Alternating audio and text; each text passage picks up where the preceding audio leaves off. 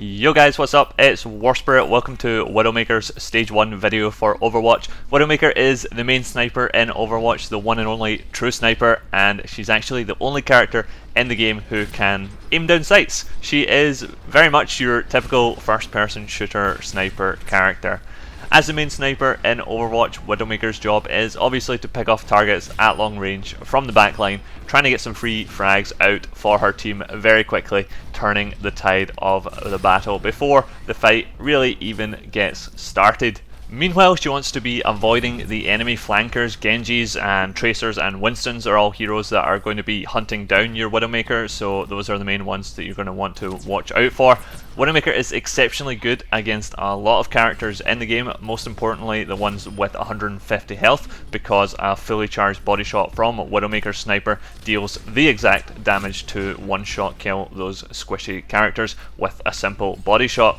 Headshots are going to deal 2 times damage like every other hero in the game, which means you'll be dealing 300 damage, one-shot killing heroes such as Reaper and Mei in the 250 health range, and also that's 2 headshots against Roadhog, who generally has quite a large head hitbox on him. Things like Zarya as well, headshotting her will leave her with only 100 health remaining. Another character that Widowmaker is extremely successful against is Pharah. Pharah is there up in the sky. She makes herself very open to those long range snipes, which means if there's a good Pharah on the enemy team, then maybe picking a Widowmaker is a good idea just to completely counterplay and shut down the Pharah player 100%. I mentioned fully charged shots. Yes, you do need to charge up your shots as Widowmaker. No Call of Duty quickscoping in here, unfortunately. Although it is pretty fast charging, so you don't need to worry about it too much. Obviously, you do want to deal the full 150 damage most of the time, and aiming for the head, of course, to try and get the 300 damage.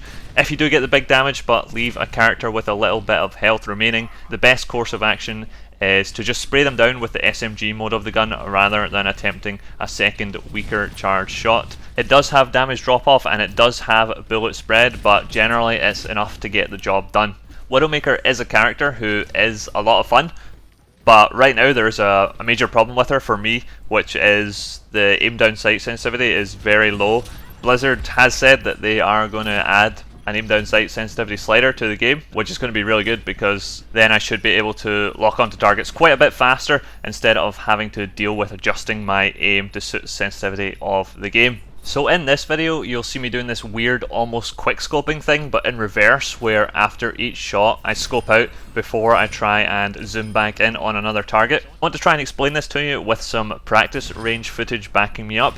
The first clip shows typical sniping, which is very slow and difficult to switch between targets due to the reduced aim down sight sensitivity, and then the second clip shows the quick scoping technique, allowing me to adjust my aim a lot faster. It allows me to jump in between shots, it allows me to move faster in between shots, and it's going to be pretty essential to at least be doing that a little bit when you're sniping. Obviously, if you're aiming on targets which are all in the one area, you probably don't need to do the scoping out thing all the time, but for adjusting your aim more than 45 degrees, I would say you definitely have to scope out so that you can move around and adjust your aim very quickly, and that's the third clip there showing that off very clearly. So most importantly for me, using that technique is so that I can adjust my aim very quickly between targets, just to deal with the reduced sensitivity when you aim down sight.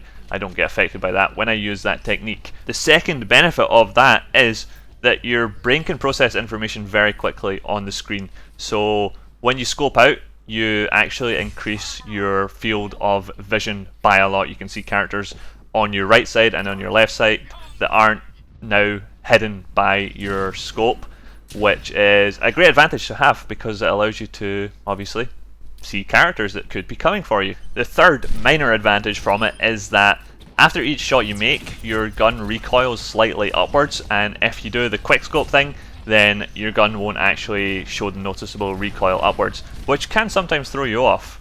So it's nice to not have that there, that little bit of recoil, which technically doesn't exist anyway. It's just like a scope shake rather than actual recoil. So moving back to Widowmaker's kit, she does have 2 other important pieces to it. First off, it's her grappling hook, which she can use with her shift ability, hook onto any ledge and pull herself up. It's her form of movement ability in the game. Pretty simple concept. You've all seen a grappling hook in a video game before.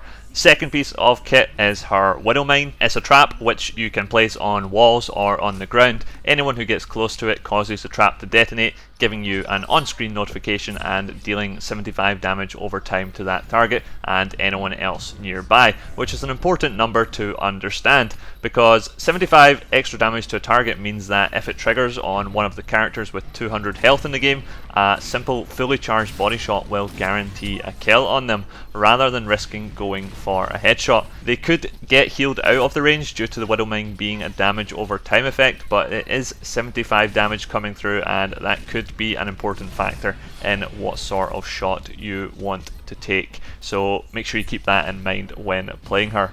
There is one other cool little trick with Widowmaker which you can do, which involves hiding the HUD to actually hide your scope while you're sniping. Again, back to the practice range to show it off here. So in Overwatch there is a hotkey to hide your HUD. This actually hides your Widowmaker scope as well, which means you're clearing up a lot of your screen to show targets, which you can see here. The little bot on the right hand side wouldn't actually have been spotted by me unless I had been hiding my HUD. So having that on a decent hotkey on your keyboard to quickly turn it on and off is very nice to have. I don't know if it's technically cheating or not. I wonder if Blizzard should actually make it so that hiding your HUD doesn't hide Widowmaker's scope, because that is a very useful thing to abuse in the game. Like, everyone should definitely have that hotkey set up if they're going to be sniping with Widowmaker, because it's very, very useful.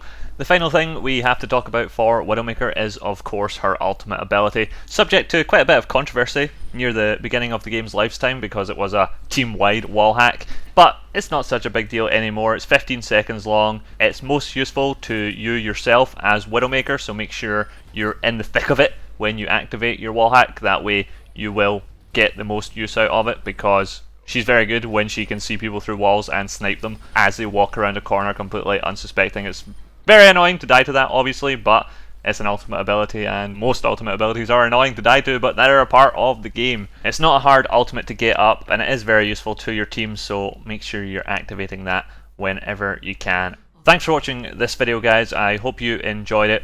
That's Widowmaker. There isn't a whole lot to her. She is the sniper. She's a lot of fun, and hopefully there's fixes coming out soon for sensitivity with her. Thanks for watching, guys. I shall see you in my next video. Bye bye.